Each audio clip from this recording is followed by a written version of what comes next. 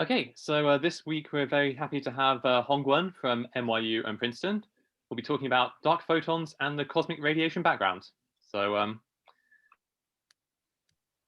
Thanks, Robert, for inviting me to this seminar. So I'm going to talk about two things. Hopefully, I can split them up nicely into 50-50 proportions. For the first half, I'll talk a little bit about some of the work that I did with Andrea Caputo, Siddharth Mishra Sharma, and Josh Ruderman at NYU and Tel Aviv, where we looked at dark photon to photon oscillations and how that can impact the CMB, taking into account inhomogeneities in the universe.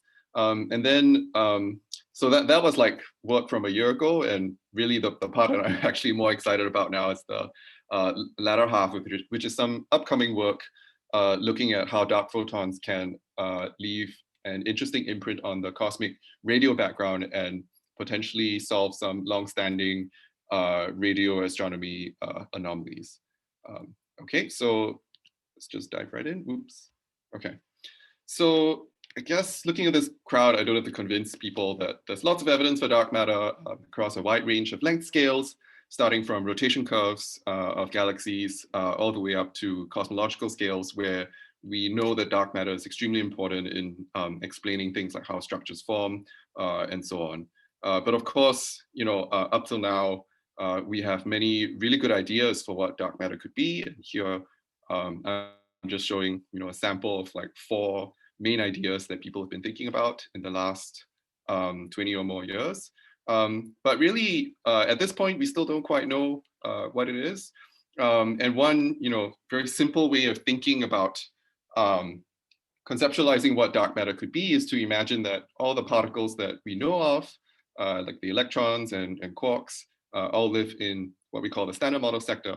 And then on the other side, there's a dark sector, which can comprise the dark matter as well as additional particles that could live in the dark sector that interacts with the dark matter. And we envision that these sectors are mostly separate with their own interactions, but with some mediator that possesses some small mixing with the standard model.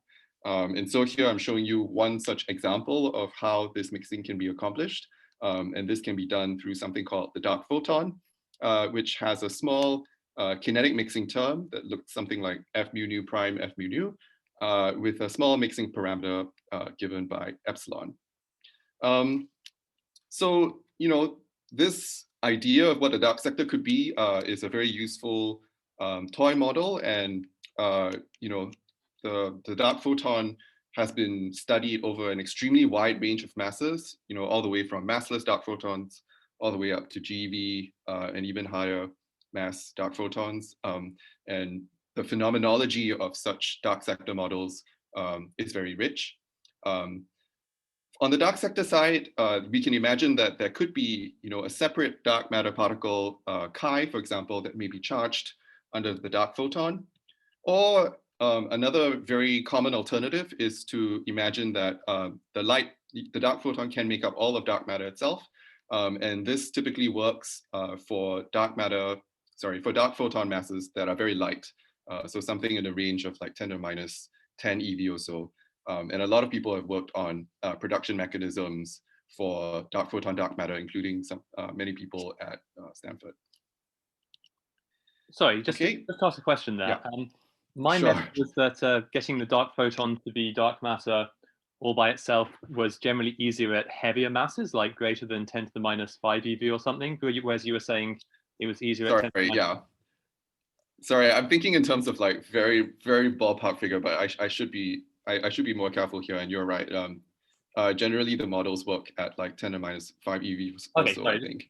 I'm thinking about my own work where we look at 10 to minus 10 eV. Oh, yes. Okay, yeah. Okay. Sorry about that.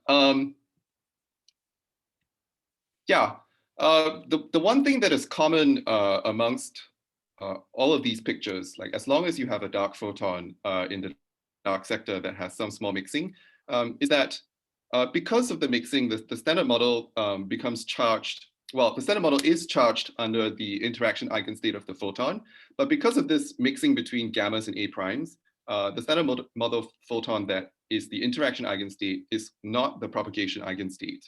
And so the usual thing where you have to diagonalize the Lagrangian gives you some difference between interaction states and propagation states. And this is very similar to something that we already know of in the standard model, which is mixing in neutrinos, right? So you can typically you produce a neutrino in some kind of electroweak interaction, and you produce these neutrinos in some fixed flavor or interaction eigenstate. And then as they travel across space, due to the fact that these interaction eigenstates are not mass eigenstates, they oscillate from one flavor into another. So in this case, I'm showing you here electron neutrinos oscillating into muon neutrinos.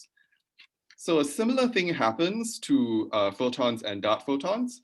I just want to explain how these oscillations occur in the context of a light shining through wall experiment. So in a light shining through wall experiment, you imagine you take one cavity and you pump a lot of energy in and you generate a large electric field inside. And because of the oscillations, you can produce a photon in the emitter RF cavity, which then is able to oscillate out of the cavity, pass through the walls, and then go into another cavity on, somewhere placed further away that is shielded from the emitter cavity, where it can then oscillate back into a photon. So photons can do this. It can oscillate into dark photons and it can oscillate back again in vacuum. Just a quick note, this is actually not the best way to look for dark photons. The best way is actually to look for longitudinal photons that are produced directly in the emitter RF cavity, but I'm just using this as a quick illustration. So if we look at like the parametrics for how these oscillations behave, if we look at how the probability looks like, it looks something like, something that depends, the probability of oscillating from photons to dark photons scales as we expect as a coupling squared. And then there's this term, this sine squared, ma squared L over 4 omega, which just encapsulates the fact that the two propagating modes, gammas and A primes, have a phase difference given by ma prime squared over 2 omega L as they propagate over some distance. And if we plug in some numbers, here I'm plugging in L being roughly given by omega over ma squared, so that you have a large probability, like a large enough probability of the oscillation to happen. You plug in some typical numbers for the frequency. Let's say we want to use an RF cavity, so this is a gigahertz frequency, and if we put in a dark photon mass of about 10⁻⁶ eV, we get a length scale of about 1 meter, which is a very human-friendly length scale, right? So the point of this is that there is some characteristic oscillation length that depends on the mass of the A prime, and you want to design your experiments to match this characteristic length. And so, if humans are building an experiment, then we would probably probe meter scales, or maybe 1 or 2 orders of magnitude larger, but we would be roughly in the ballpark of ma primes of 10⁻⁶ eV or so. Now, if you go to lighter and lighter dark photon masses, then you can see that the probability of conversion, you only get a significant probability if you let the photon oscillate for a very, very long time. And this is because the phase difference between the two propagation eigenstates becomes smaller and smaller as ma prime decreases. And so if we want an ma prime of 10⁻⁹ eV or so, and we want to use radio frequency again, we find that the characteristic length over which you would get significant oscillations is like 10⁶ meters. And so this is becoming, this is kind of difficult, right? It's like Earth scale. So once you start thinking about ma primes of less than 10⁻⁹ eV or so, then terrestrial probes are clearly not the way to go. And so the other thing that I also want to say is that all of this discussion that we've had so far involve thinking about photons moving in vacuum. And once photons actually inhabit a medium where there are other charged particles around, then the medium in which these photons are propagating can have effects that can then help the oscillations of photons to dark photons and vice versa. Okay, so that was just a quick introduction to dark photons, light dark photons, and how they oscillate. And now, hopefully I've convinced you that terrestrial experiments would be really hard for light dark photons. And so, the way to go is to look for cosmological scale signatures of dark photons, which can hopefully probe lighter mass scales. Okay, so I'm going to give you a brief introduction to how to use the CMB to constrain dark photon mixing. Okay, so we first begin by looking at a homogeneous universe. So here the assumption is that there are no fluctuations in density, no fluctuations in free electron fraction or anything anywhere in the entire universe. If we make that assumption, then we know that at early times the universe was completely ionized and there were a lot of free charge particles running around. And then recombination happens at a redshift of about 1,000 or so. But then after recombination occurs, there is still some residual free electron fraction left behind. And so in the primeval plasma of the universe, there is some population of charged particles that is around. And what this does is that it gives the photons in the plasma an effective mass. And this effective mass here that I'm showing you is just, if I'm leaving out the effects of refraction, which I have left out here, then this effective mass is just basically given by the plasma frequency of the photon. And so it scales to something like 10 to minus 14 eV times the density of, the number density of free charges to the half. And then it scales with density, m gamma squared scales with density, so 1 plus c cubed.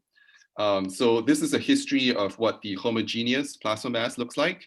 At early times, it's quite a high value, but after recombination, it scans a range of plasma masses between 10 to minus 14 eV up to about 10 to minus 9 eV or so.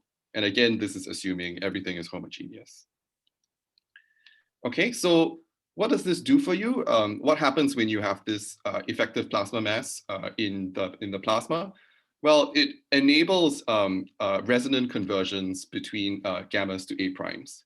So if you think back to the plot of M gamma that I showed you earlier, generally the plasma mass is decreasing with time. So you could imagine that if we have an MA prime that is, let's say, 10 to minus 12 eV, and the universe starts off at like 10 to minus 9 eV or so at recombination, then as the universe expands, the density of charged particles drop. And at some point, the plasma mass actually ends up matching the dark photon mass. And at that point, you get a very high probability of conversion between the photon and dark photon states. I do have a more detailed explanation that I have in the backup slides, but in the interest of time, I'll just show you the result of what happens when you compute what the probability of oscillation is.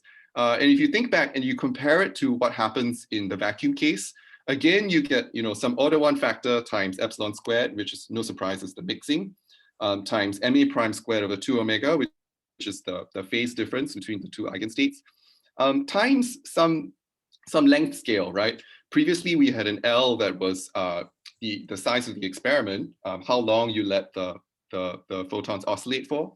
But in this resonance conversion case, you actually end up with a length scale of inverse Hubble, so H inverse here, which if you think about it is like the size of the universe, right?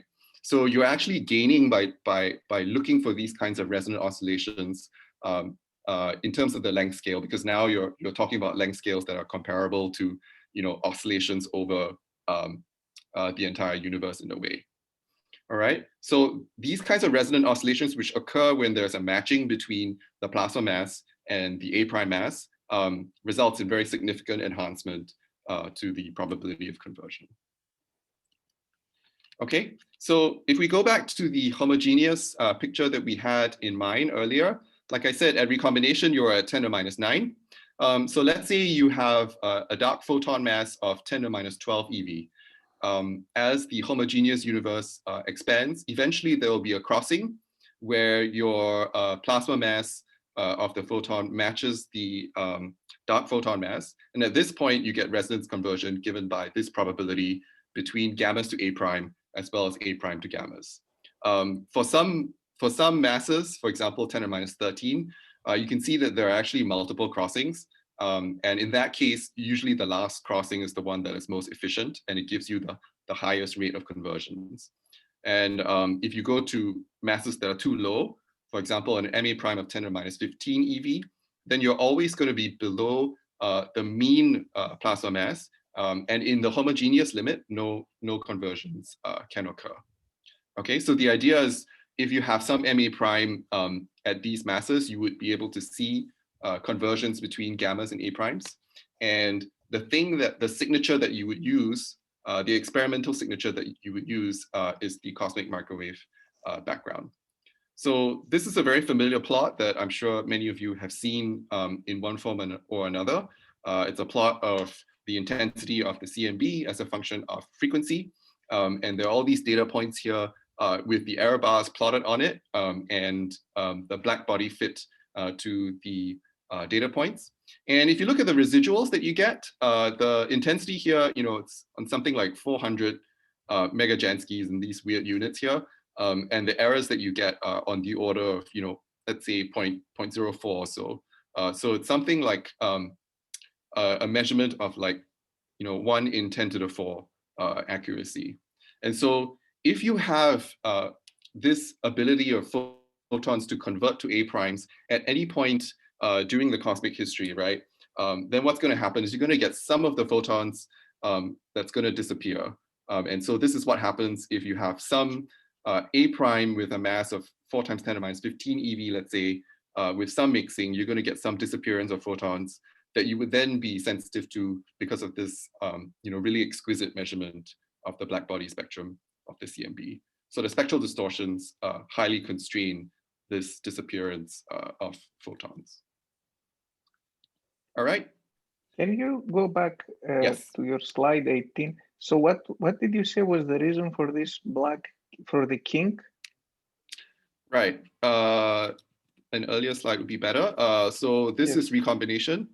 And then at a redshift of 10, we have reionization. Reionization. Yeah. I understand. Yeah, sorry. Yeah. Okay. Hongwan, I don't know if you mentioned this. Do you say what the new dependent intensity changes in the presence of a dark photon? Like, how should I map the dark photon mass to the frequency of the COBE spectrum? Right. So the way that you would use the COBE spectrum is you would say you would start off with a black body of photons, and then at one of these resonances, some of the photons oscillate into A primes. So it would produce A primes with the energy, with microwave energies, which is like, well, depending on what redshift you're at, but if the oscillation happens today, then it's like 10 to the minus 4 EV or so. And all other small frequencies, apparently. Yes. Yeah. Okay. So maybe oh, sorry, the noise there. I think maybe the question is why there's a frequency dependent thing. So if the photon mass matches the dark photon mass, photons of any frequency above that mass can convert. Where's the frequency depend? What is it easy to see the functional form of the frequency dependence? Good. I guess the thing that appears in the probability, just like in the case of vacuum oscillation, like the quantity that's of interest is MA squared over 2 omega. That's the phase difference between the two propagation states. And when you work it out for the resonance case, this quantity is also, again, the quantity of interest. And so this is the way in which it appears in the probabilities. So that's why you have a 1 over omega. There should be a 1 over omega dependence on the effect. Say that again? So it should just be enhanced at low frequencies by 1 over omega. That's right. Okay, cool. Thanks. Yes. Thank you. And sorry, can you address another issue just for a second? Yes. Can you go back to your oscillation formula? Mm-hmm. So when you do in medium oscillations in the neutrino case, it's important to bear in mind the coherence length of the neutrino packet you're dealing with. As you know, there are lots of most textbook derivations in neutrino oscillations correct, thinking Yes. this time development. Yeah. So have you been careful in that? What are you assuming the coherence length for the incoming photon? Sort of Right. train or thing? So the assumption is that the photon is in a propagation eigenstate starting from, well, it's produced early in the universe, maybe in some interaction eigenstate, and that it oscillates into a pure propagation eigenstate. And then at late times, you have the conversion of your gammas to A primes. So it's well separated from the other part. I mean, whatever it was by, it's now well separated. That's right. Yeah. Okay. Yeah. Okay. There's definitely some assumption there on that you are in a complete like mass eigenstate at late times. Yes. Yeah. I mean, you can just take a superposition of those. The black body is just going to be you have population in each of these eigenstates, and then yeah. Well, I think that's a bit too quick, Robert. I mean, I think, for instance, imagine you had a third source that was near where the resonance region was. The propagation was just short. Then I don't think this works quite this way. Sorry, I couldn't hear that. It's breaking up. Yeah. Well, anyway, we can talk. Okay. It's okay. Carry on. Yeah. Sorry. If you can. Okay. All right. So the work that we did last year was to this whole picture of the entire universe being characterized by one plasma mass is obviously unrealistic. We know that there are tons of structures everywhere around us. And so the question was, how do you take into account inhomogeneities? It turns out that around this time, many other people who were thinking along the same lines as well, was quite convergent. So there are some papers that are quite related, but I'll just tell you about what we figured out in 2020. So how do you what happens when you have an inhomogeneous universe? So if we do some kind of simulation, if we simulate, for example, we give some kind of power spectrum and we simulate some box with fluctuations given by the power spectrum of dark matter, for example, and then we draw a line through it, which we imagine a photon passes through all of these different regions, and then at some point, at each of these points, the plasma mass would be different because the densities in these little structures are different, right? So this is what you would get. So this is a plot of Z redshift and a plot of the plasma mass on the y-axis. So this is just drawing a line and imagining a photon going through. The lines that you see here, the wiggly lines in pink, show you what the plasma mass that is encountered by the photon as it passes through all of these regions of over and under densities. So obviously it wiggles a lot because there's a lot of structure. And then if you have some dark photon mass that is, let's say 2 × 10⁻13 eV, then you can see that as it travels through space, it passes through pockets, right, where the plasma mass actually matches the MA prime. And so really at each of these crossings here, you would get some probability of conversion for a photon going into dark photons. And so this is really messy, right? And it's highly random as well. And you can see there are lots and lots of crossings. And this is really the actual picture that you should have in your mind in the real universe. Okay, so the fluctuations really seem to complicate this a lot. But surprisingly, it turns out that you can actually do an averaging over different photon paths analytically, which is a very surprising result. And this is something that we found we went into the literature and looked up, like stochastic processes and looked for textbooks where people studied these like stochastic fluctuations. And we realized there was a theorem called Rice's theorem that we could adapt to actually do an analytic averaging over photon paths, given some ingredients of the behavior of these fluctuations that I show here. So this these lines here are drawing, where the plasma mass actually crosses the dark photon mass in this particular path here. So you can see, there are lots of crossings, and then we have an analytic estimate for, well, not an analytic estimate, but an analytic average for what we expect the number of crossings to be, and the probability of crossings as well. And you see that we can actually, figure out where the peak of the crossings are and so on quite well. Okay, so how do you do this? Actually, it's really simple, and I think showing it to people is actually quite interesting as well. So this was the form of the probability of conversions that I showed you earlier. Again, it has this 1/omega dependence, and then there's this characteristic time scale of m gamma squared, the rate at which m gamma squared changes. And the total probability of conversion is just, you got to sum over all of the crossings that you get along a particular photon path. Now, it turns out you can actually just rewrite this sum as an integral with a delta function. And this is just, if you change the integration measure of the delta function to t, then this summation is what you end up with. So this is a very straightforward substitution to get an integral over the entire path of the photon. Then what you do next is that, well, you know that this is the probability of one such path. And then the thing that you want to do is to take some kind of ensemble average of all of these paths. And what you want to do is essentially you want to integrate the right-hand side with respect to some probability density function for m gamma squared, the square of the plasma mass, as a function of time. And so all you have to do is just integrate the right-hand side with respect to dm gamma squared, weighted by this probability density function at each time t. And then, this is a delta function. It's extremely easy to evaluate. Just do the integral, and you find that you have a very straightforward expression for the conversion probability, the ensemble average of the conversion probability, and it's just given by the PDF of m gamma squared as a function of time. So in order for us to figure out what the average conversion probability is, the thing that we need is the PDF of the plasma mass squared. Okay, so going back to the definition of m gamma that I showed you earlier, you can see that m gamma squared is just proportional to the number density of electrons.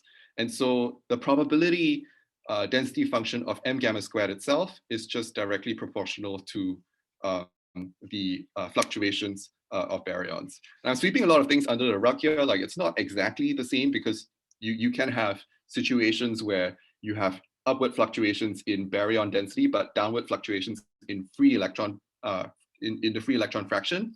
But generally speaking, this ends up being quite a good approximation. It's generally proportional to the PDF of fluctuations in the baryon density. And this is a well-defined cosmological parameter that people have either have observations for, or they have models for what this PDF should be. So if you could just go back to the previous slide. Yep. Okay, so you're reordering these integrals. So you're assuming that the density at different times is uncorrelated, effectively. If we're just sticking in. So we got it. There's some assumption. So if you take, there is, yeah.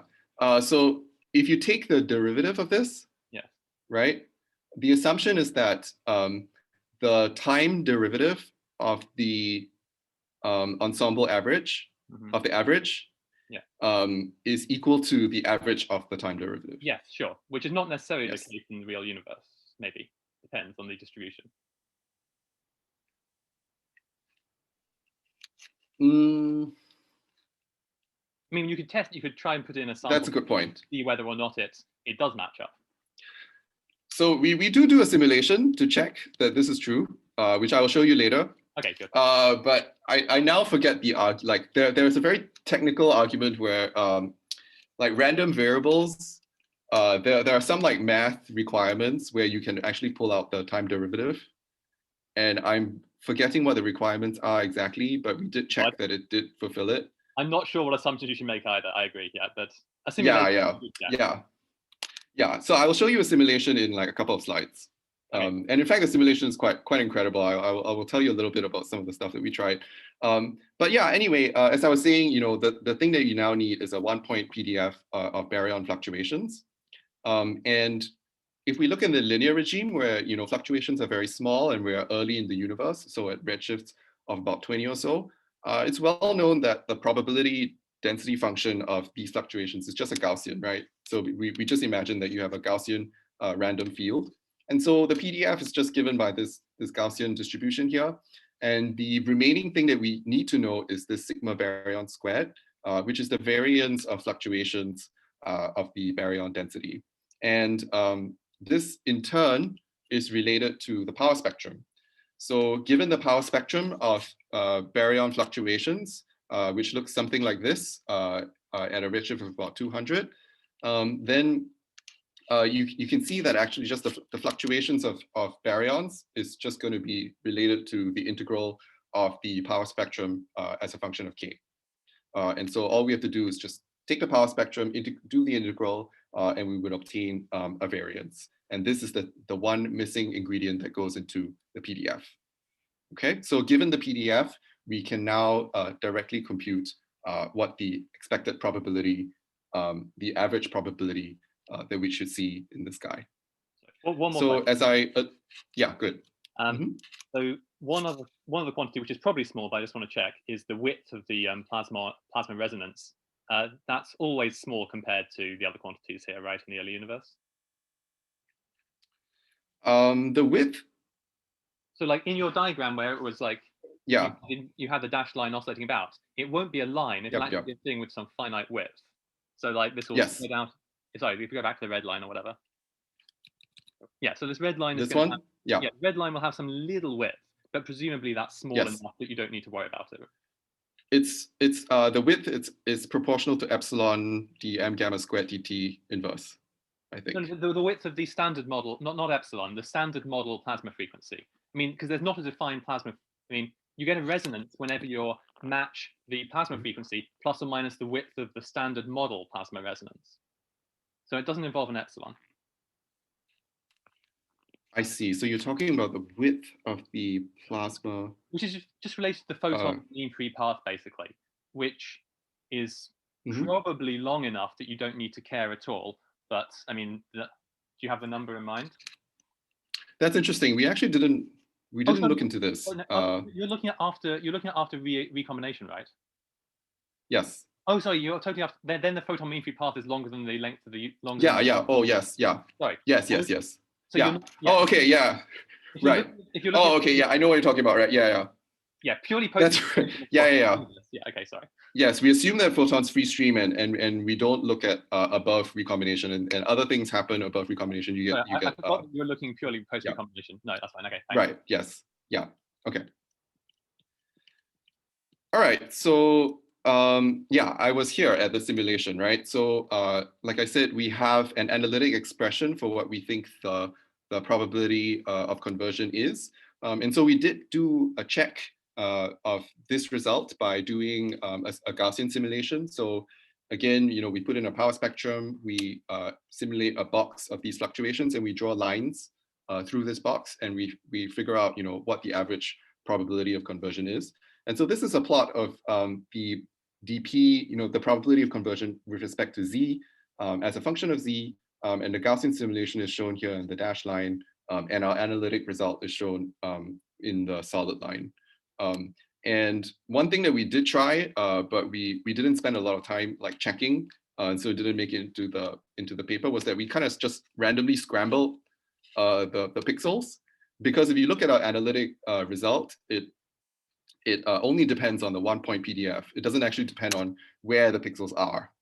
And so we kind of scrambled everything and we drew lines through it, and you still get the same result. So we think our analytic result is very robust, and we have checked it with simulations.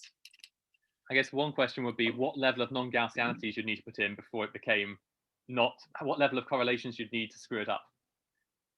So you don't have to do, you don't have to put in a Gaussian field. So we tried this with log normal fields as well. Okay. And it works. So it's actually got nothing to do with the correlations. Oh no, I mean at some level, I said, at some level it has to. Like there'll be some distributions such that this that just taking the 1 point formula into account won't work, but they probably look like super far away from Gaussian. I'm not sure that's true, because unless it breaks the order of like whether you can take the exactly. Which okay. Why don't you do that with sufficiently large correlations of the right kind? Maybe I need to think about it. Yeah, as far as I remember, I unfortunately I don't remember. This is a while ago, but there are some requirements on what the random variable is like before you can pull it out, and I do have to check that again. Yeah. Look at the papers, I guess. But I can just is this in your paper? This is not in our paper. We didn't discuss this, but we did check this, especially before we did the simulation. After we did the simulation, we kind of like, you know, were like convinced that this works, so we kind of forgot about it. But this is a good point, and maybe we should check it. Oh no, I'm just to make sure that it always works. Yeah. Yeah.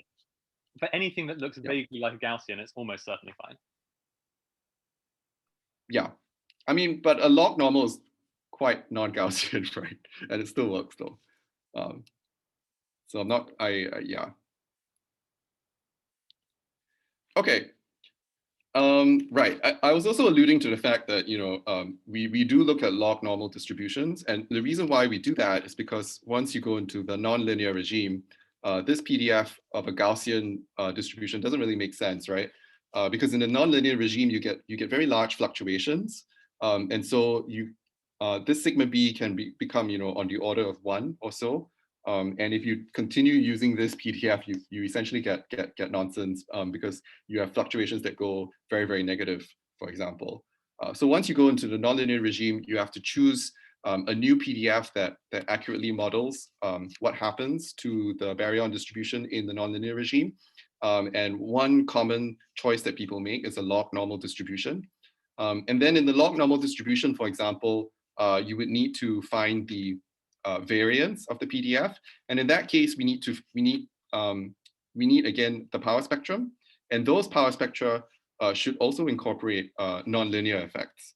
So it should accurately reflect the fact that, you know, you're forming all these like baryonic structures and so on, and so things are looking different from the linear matter power spectrum that I showed you earlier that we used with the Gaussian PDF.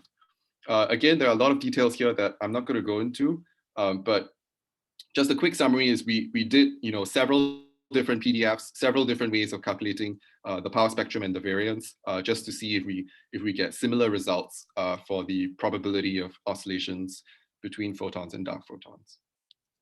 Okay, so the final result, again, there are a lot of interesting features here that I can talk about after the talk, but these are the final constraints that we get on the mass of the A prime as a function of the kinetic mixing parameter epsilon. And here I'm showing you in the dotted line, the old result, the homogeneous result that was derived in, I think, around 2009. And what happens when you include inhomogeneities, you get either the red or the blue curve, depending on which choice of PDF you make. So if we just look at the log normal PDF, you can see here the difference between you know, what happens when you include inhomogeneities is that you get to extend the constraints to lower masses because you are exploiting the fact that there are underdensities in the universe, and sometimes some of these photons actually pass through regions of underdensities, and so you do get to set constraints at masses below the homogeneous plasma mass. And then in some cases, because you have upward fluctuations, some of these masses at around 10 to minus 12 eV or so, they're able to convert at much later times.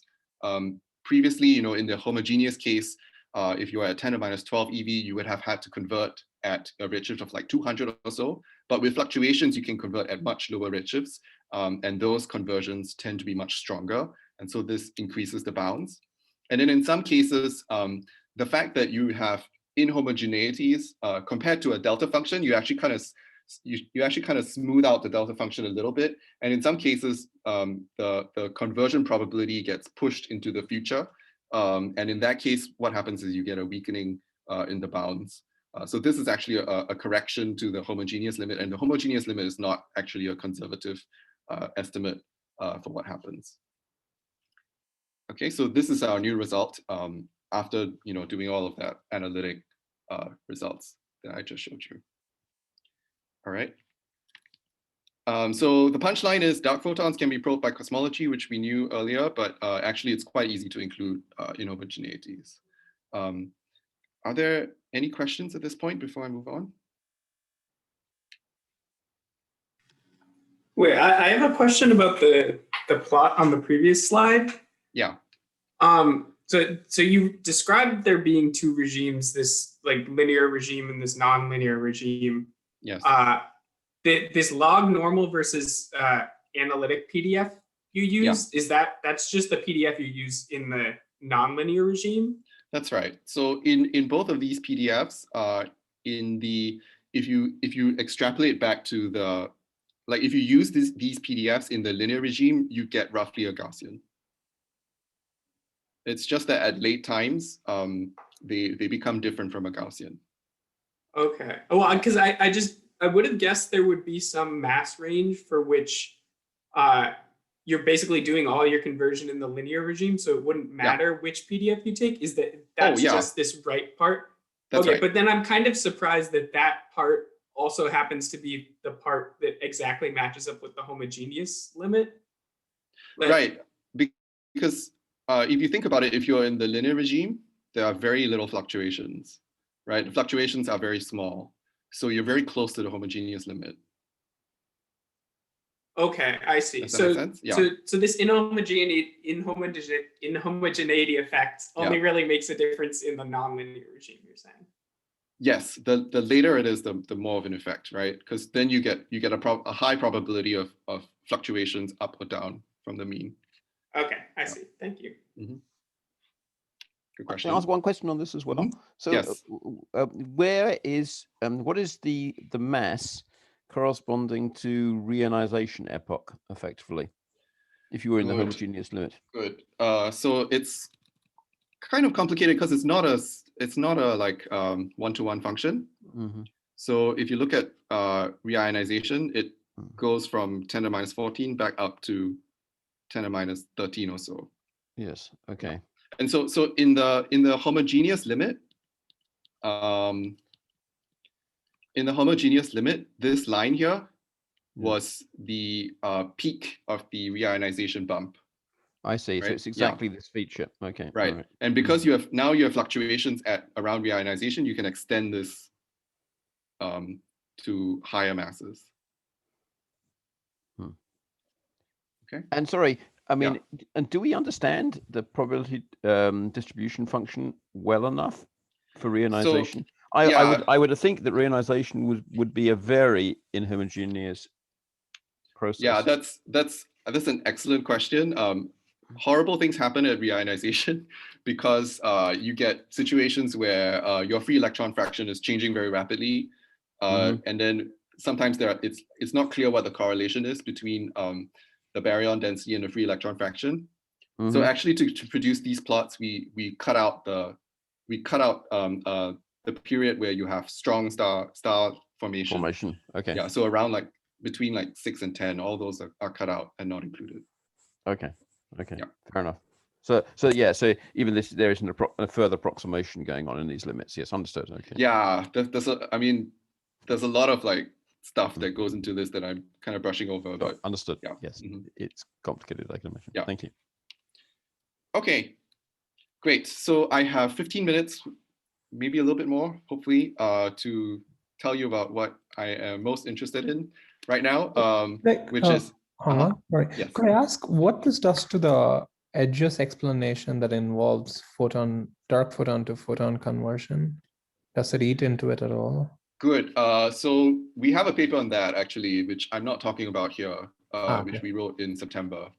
And what happens is like previously, what you would have seen is that in the edges case, you would have seen like a sudden, like in like a plot of like T21 versus Z, you would have seen like just sudden troughs, right? Because you have like a sudden conversion of like A primes into gammas. And now what happens is that this inhomogeneities actually smooths out these conversions, depending on what redshift they occur at. I see. And does this also have any bearing on the viable dark photon dark matter parameter space? Yes. Good. I will. If you're going to talk about it later, okay. It's in my backup. I see. Sorry, it's a lot further away than I thought it was, but I will just show you real quick. Yeah, so for dark photon, dark matter, you also have oscillations from A primes to gammas, right? And so the main thing that we are able to do is if you have these oscillations occurring after reionization, then these photons that you convert, if you have a mass of like 10 to minus 13, you convert into a photon with energy 10 to minus 13 eV, which is very low frequency. And these photons get absorbed almost instantaneously. And the energy actually gets dumped into the intergalactic medium, and it heats the intergalactic medium. So this was something that Sam McDermott and Sam Whitty realized in 2019. And they calculated the limits, assuming a homogeneous universe again, and these are the limits that you get. And if you include inhomogeneities, you get this constraint instead. So actually, there's some like controversy between us and them because we make different assumptions on, once this conversion happens and the photon gets absorbed, how does this energy actually how does it get transported across the entire universe? Like, does it stay very local, or is the energy in the intergalactic medium able to spread out across the entire universe? And both groups make different assumptions, and we get different bounds. So there's some disagreement that we need to resolve. But I think we both agree that there are very strong limits on dark photon, dark matter at like between 10 to minus 14 to 10 to minus 11 eV from these kinds of limits. Thank you. Okay, scrolling back. Yeah, so the next thing I wanted to talk about was like a dark photon explanation for something that's called the arcade excess. And what the arcade excess is, if I remind you about the CMB result, we have measured it to be a very perfect black body. But what happens if you try to measure the radio background and you push it to lower and lower frequencies? What do you see? And the answer is you see something really strange. And so this is a plot of the effective temperature that you measure as a function of frequency. The FIRAS measurements is at 100 gigahertz and above, so they're to the right of this plot. And then there's this radio telescope on a balloon called Arcade that made these measurements of what the temperature is between a frequency of about 1 to 100 gigahertz.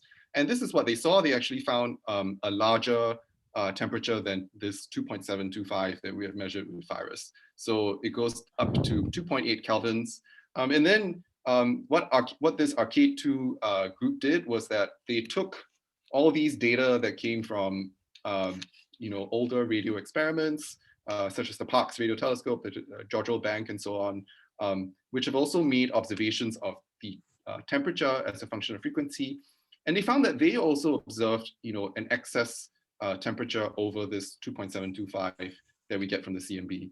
And they're able to fit some kind of power law to this excess of radio emissions. So this is the background that they get after they have subtracted away the galactic contribution. And so they believe that this is the extragalactic background that they're seeing. So it's some kind of power law distribution. And it's from all kinds of experiments, not just one. Okay. So this Arcade excess looks, as I said, like a power law. The effective temperature scales as the frequency to the minus 2.62. In more like, particle physics friendly quantities, the dn gamma d omega scales as omega to the minus 1.62. And at infinite frequency, of course, you recover something that's very FIRAS-like. But then as you go to very low frequencies, you get a huge deviation. Okay, so this is the dn gamma d omega power law that the fit says it is. All right. Another interesting fact about this excess is that you can try to figure out, just like in the CMB, right? You can do a monopole measurement of the temperature, but then you can also try to figure out their fluctuations. So there are these two experiments, radio telescopes VLA and ATCA, that have quite a narrow beam width, and they can actually make measurements of this radio emission at different points in the sky, and try to figure out like what is the fluctuations in the temperature that you would get as a function of L, which is roughly speaking, 1 over the angle. So at angles of like 10 to minus 4 radians or so, you can get fluctuations in the temperature delta T over T of about 0.01. So 1% fluctuations is what they observe in the sky. This very interesting paper that was published in 2012 tried to see, could the radio excess be explained by some kind of radio emission coming from something that's correlated with baryonic structure. And so, they took some kind of power spectrum that describes the baryonic distribution and tried to figure out, if the temperature excess was perfectly correlated to baryonic structure, what kind of fluctuations do you see? And this is the plot that I'm showing you here. If you look at baryonic structures between 0 and 1, this is the plot here in the black solid line here. Then you see that you get large fluctuations at small values of L. So for large angles and large structures, basically because the structures are close to you, right? So they're bigger in the sky, and so you get fluctuations that are bigger in the sky. But you can see that if you just take all of these structures between 0 and 1, you get fluctuations that are too big compared to the experimental limits that you see here. And so if you want to be consistent with these radio fluctuation limits, you either have to go up to very high redshifts. So if you look at redshifts between 5 and 10, then you start being consistent with some of these experimental results. Or you posit that the radio emission is coming from structures that are 2 megaparsec or bigger. So if you smooth the entire sky on like 2 megaparsec scales, then you get a power spectrum here that can be consistent with these radio results. So what this is saying is that the emission is very smooth. Either it's emitted when it's very early, so that it's emitted by structures that are very small in the sky, or they are dominated by very large structures today, and the small structures are actually not producing any radio emission. In some sense, this is very similar to the CMB, because CMB is like extraordinarily smooth, and so a smooth emission tends to be really hard to explain from an astrophysics perspective. So this actually lends some weight towards looking for new physics explanations. Let me skip that. So let me just go through real quick what the possible astrophysics explanations are for this temperature excess. So the temperature excess, remember, is some power law with some spectral index beta, and there's some overall normalization T gigahertz, which has to be large enough to match the excess. So you would think, actually this power law where you have dn gamma d omega scaling as omega to the minus 1.5, it actually looks a lot like synchrotron emission. So any astrophysicist would try to see if we could make the synchrotron emission actually emit enough radiation to make up this seemingly extragalactic background. So one main attempt that people have tried is to imagine that we have mismodeled the Milky Way synchrotron emission. Remember that I told you that we have to subtract the galactic foreground first before we get this what we think is an extragalactic excess. But the interesting thing is that actually synchrotron radiation is very tightly constrained. And the reason is because the synchrotron radiation is produced by high energy electrons that are injected into regions where you have magnetic fields. But these high energy electrons can also scatter off CMB photons, for example, and undergo inverse Compton scattering. And these would upscatter photons into the gamma ray range. And we have gamma ray telescopes that set limits on how much inverse Compton scattering is actually occurring. And so because of a tight correlation between synchrotron and inverse Compton scattering, you actually are very limited to the amount of synchrotron radiation that can be occurring within the Milky Way. So it turns out that it's just very hard for these kinds of this power law excess to come from having much more Milky Way synchrotron emission than you expected. The other attempt is to try to imagine that there are other radio sources that are really far away that you can't see because they're not bright enough to see. But it turns out that we think we understand the radio emission sources very well.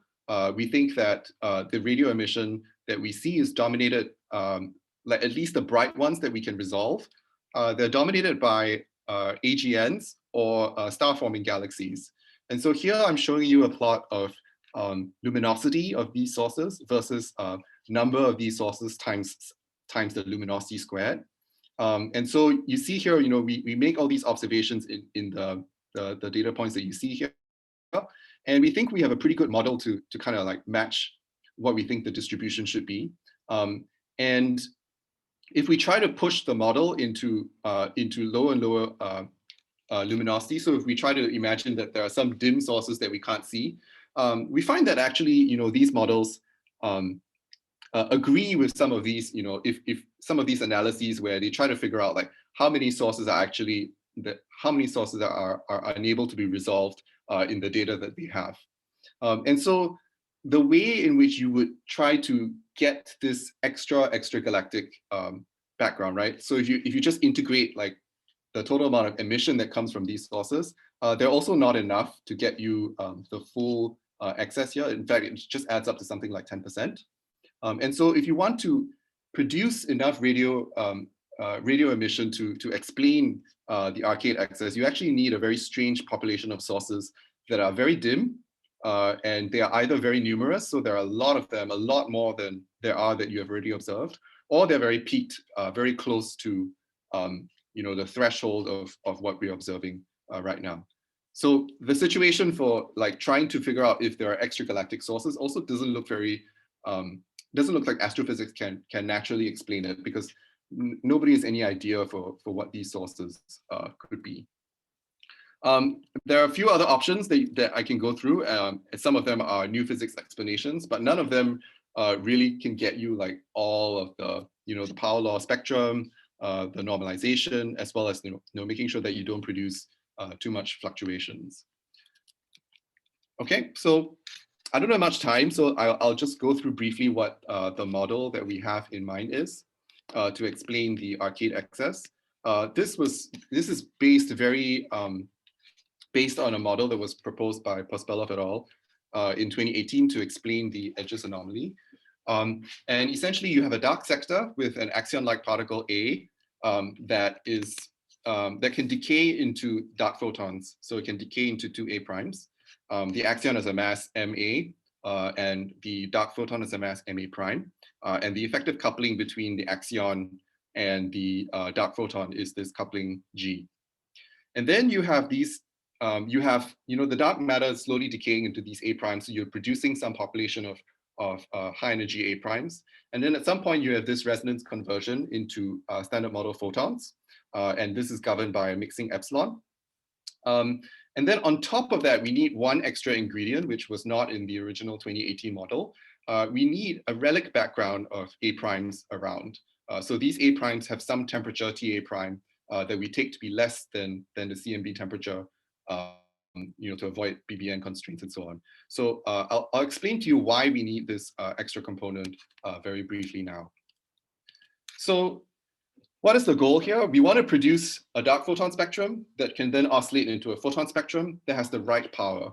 And the goal is to produce a dn d omega of omega to the -3/2. If you just go through, I was intending to go through very slowly how you actually get the various powers. But if you go through the exercise of working out what kind of A prime spectrums you expect from a decay of this sort, of a dark axion decaying into 2 A primes, you get a DNA prime d omega of omega to the half. So the A prime spectrum is at omega to the half. It looks something like that. And the goal is to produce a photon spectrum that goes as omega to the -3/2. Okay, so now you have a dark photon spectrum, and the dark photon spectrum has to oscillate with some probability of conversion, right? And we've actually discussed this. The probability of conversion scales as 1 over omega. So you produce a dark photon spectrum, it oscillates into a photon spectrum, and the photon spectrum in this case would scale as omega to the minus half. So if you have this decay plus these oscillations, you have omega to minus half, you're off by 1 power of omega. And the last ingredient that goes into giving this last power of omega is to include the fact that you have an A prime thermal population. And this thermal population, what it does is it produces, it causes this decay to occur through stimulated decay. So you have a background population of A primes with some occupation number that both enhances these A primes that are produced during the decay. And this essentially allows you to boost the decay rate by this factor here, which gives you an additional power of 1 over omega. And so throwing in this extra thermal population finally gives you the correct spectral index, which is omega to the minus 3 halves. So putting all these 3 ingredients together, we get the right power to explain the arcade excess. Sorry, just to ask there. Okay. So are most of your Yes. A primes coming from your axion decay, or are they mostly in this background? They are mostly coming from the axion decay. Okay, so at late times, the number density will be higher because we've now got more coming from the axion decay rather than the background, which was just there. So the Bose enhancement factor should go up over time. But the population of A primes is also cooling, so the temperature is dropping as well. And so the Bose enhancement factor scales as temperature of the A primes to over MA. Yeah, but while it's greater than So, 1, okay, yeah, it's, you need to think about how they go. So in fact, it decreases with time. Yeah. Okay, but still in a way, Okay, it's worked out. so yeah. Are there 2 coincidences here? One, the temperature of the A primes has to match order MA, M small a, Alp mass, and then both of these have to match the radio. Is that right? So I think the temperature is quite flexible. There's no real coincidence here, as long as it's not less than MA. If it's less than MA, then you don't get an enhancement. But it has to be. Sorry, the temperature has to be more than MA across most of the history of the universe. Exactly. Yeah, that's not really a coincidence. I mean, it's not really a tuning, right? It just has to be more than, right? But it just went below at the point where you wanted all your decays to happen. Okay. I think that's not necessary. I can show you like a scan of like what parameters are allowed. Okay. Yeah. Okay, so this is our fit to the spectrum. Very preliminary, but these are the same data points that we saw from the radio telescopes. And these are the parameters that we choose. So we have a mass of something like 10 to minus 5 EV for the axion, A primes at 10 to minus 14 EV so that it can oscillate into standard model photons, and a very small mixing, at least below the experimental limits that I'm going to show you in a bit. I know I'm running out of time, but I've mostly hit the main point, which is that you can fit this spectral index very, very well. And actually the parameters are quite reasonable. So if you look at the sort of the scan of what parameters are allowed, I guess the TA prime has to be, between 8 times 10 to minus 2 and 40 times 10 to minus 2. So it's like an order of magnitude. Yeah, maybe it's a little bit, might be a little bit coincidental, but we see that we have some, allowed regions for all of these parameters here. That's quite broad. Like you don't have to be too specifically tuned to a particular mass for MA prime, for example. And if I can go through really quickly what the experimental constraints are. First is the same constraint that I showed you earlier, which constrains epsilon as a function of MA prime from the FIRAS CMB spectral distortions. And the point that we're looking at is somewhere out here. So we're very safe from these CMB constraints. There's a constraint coming from the fact that the dark matter has to decay. And so, it's not stable, and there are limits on how unstable dark matter can be. And we should be a factor of 100 in terms of lifetime bigger than where the current limits are from the CMB. And then there are stellar cooling constraints because you can actually produce A primes and the dark axion in stars. And the coupling, this process is very similar in some ways to producing a photon and then emitting a neutrino through the magnetic moment. So we can adapt some of those constraints, and we get a limit of epsilon g of about 10 to the minus 9 inverse GeV or so. So we rule out some parts of parameter space, but we're still okay in the parts that we do prefer. Of course, we can't have TA prime being too large, because otherwise we run into this delta n effective constraints. And so as long as you're below 0.4, so you're okay. So we think our central values are okay with most of the experimental constraints that we can think of. And then we have some cute results on what the smoothness is. And so this is the two-point correlation function in the sky, which is sort of like delta t squared over t squared, which is like the fractional fluctuations you expect squared. And this can be compared with the limits that I showed you earlier on, which are all up here. And this is extremely preliminary. I mean, I got this plot back today, and it looks like we're okay. And the main reason why we're okay, and the main reason why we expect it to be okay, is because we're not actually correlated with structures, right? If you look at the A prime mass that we're looking at, this is like 10 to the minus 14 EV. And if you think about it, when do conversions occur? They occur when the MA prime matches the plasma frequency of the mean value of the plasma frequency.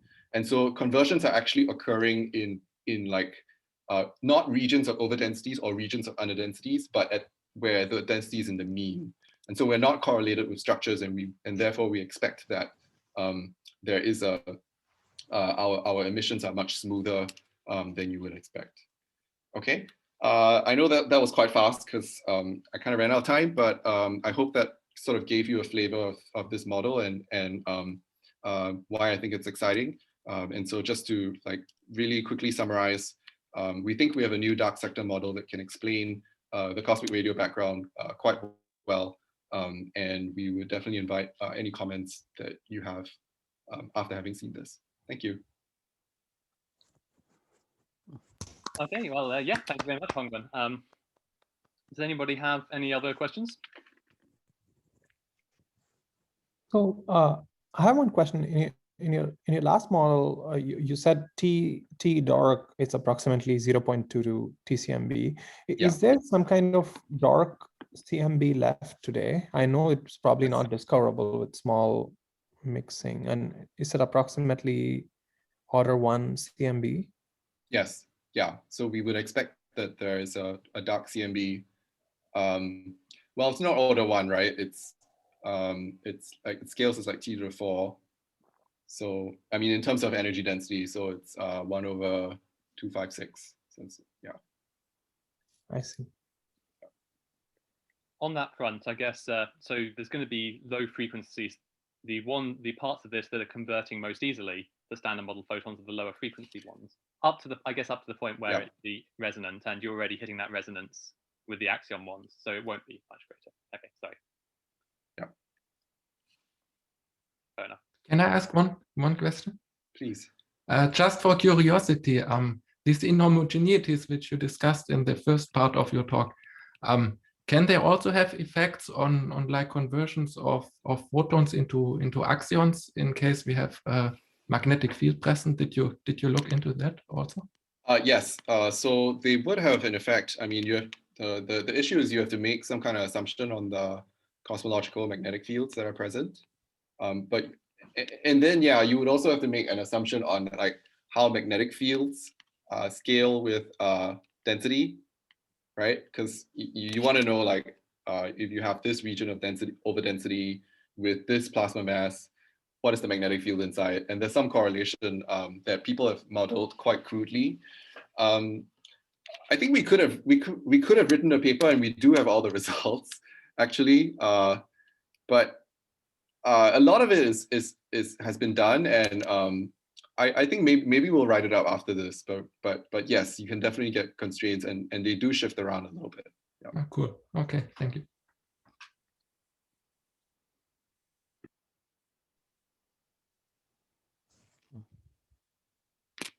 Okay.